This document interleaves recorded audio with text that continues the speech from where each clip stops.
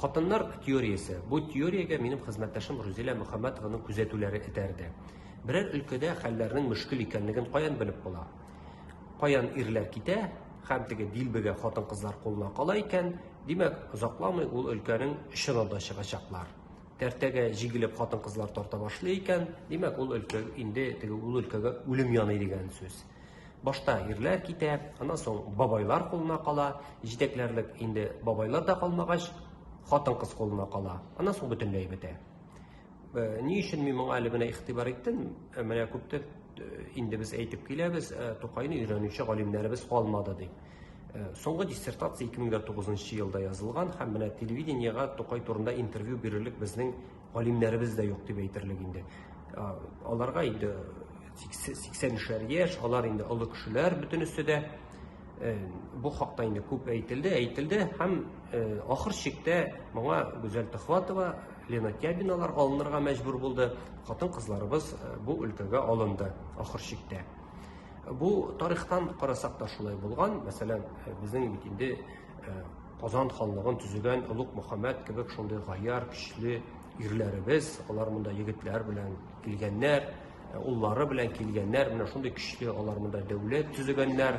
Ахыр чиктә аларның теге варис булып уллары калган монда, алар дәүләтне тагын да көчәйткәннәр, ныгытма салганнар, сәүдә булган һәм күпмедер вакыттан соң шулай килеп чыккан инде, хан итеп куярлык кеше таба алмый башлыйлар монда. Тегене чакырып карыйлар, аннан чакыралар, моннан чакыралар, кайберәүләре 3 тапкыр хан була һәм ахыр чиктә Сөембикәгә кала.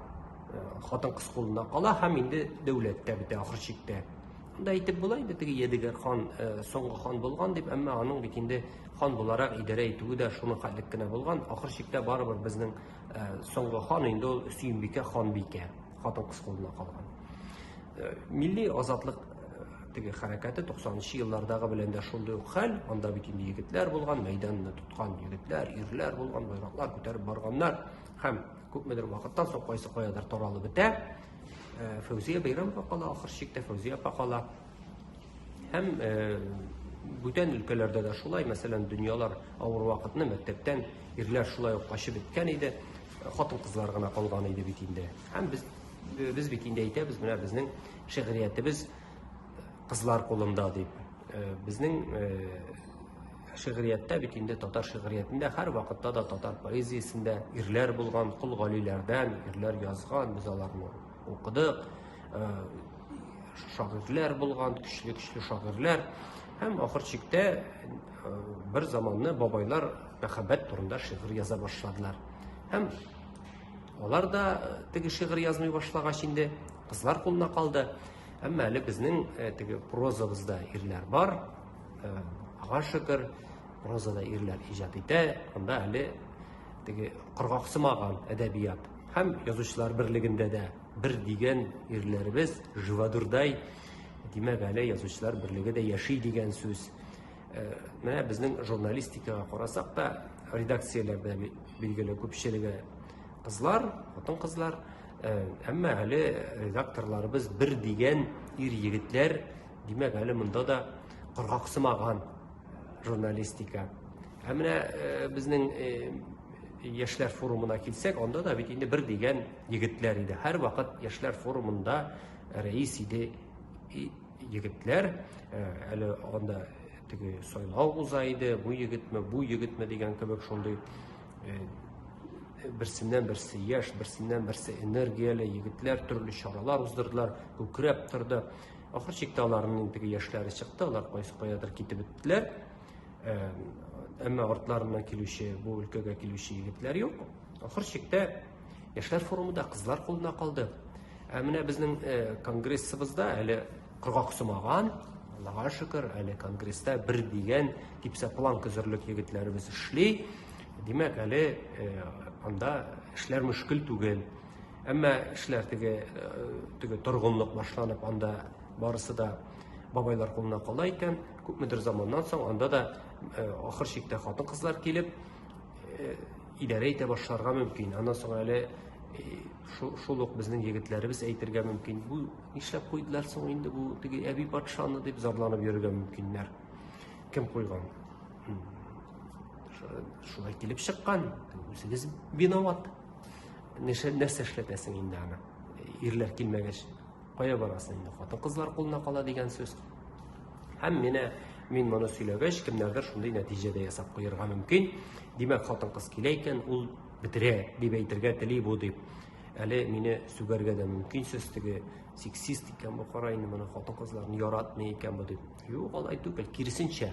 Мин уйлыйм, менә өлкә берәр өлкә инде ул теге өлкәгә бетү куркынычы яный икән. Әйтүемчә, инде теге баштаннан ирләр качып бетә, ул теге бабайлар кулына кала.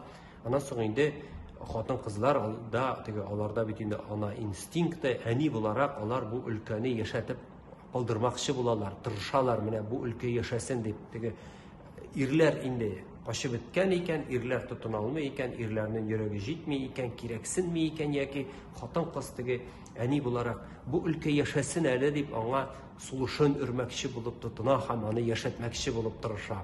Бу шуңа күрә бу ниндидер теге гаепләү түгел, бу киресенчә бер сигнал булырга тиеш. Хатын-кызлар килгән икән берәр өлкәгә, димәк, моны коткарырга кирәк.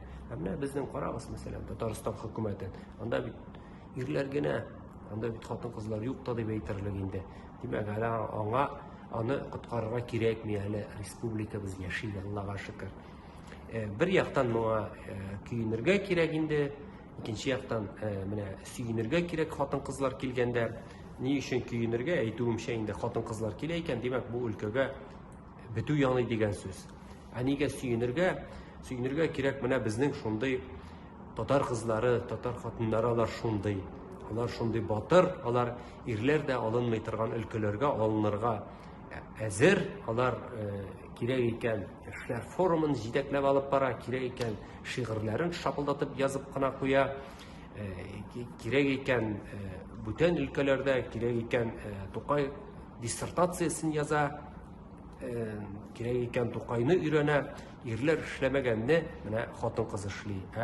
Бу бүтән безнең җәмгыятькә һәм ирләребезгә шундый бер кисәтү инде.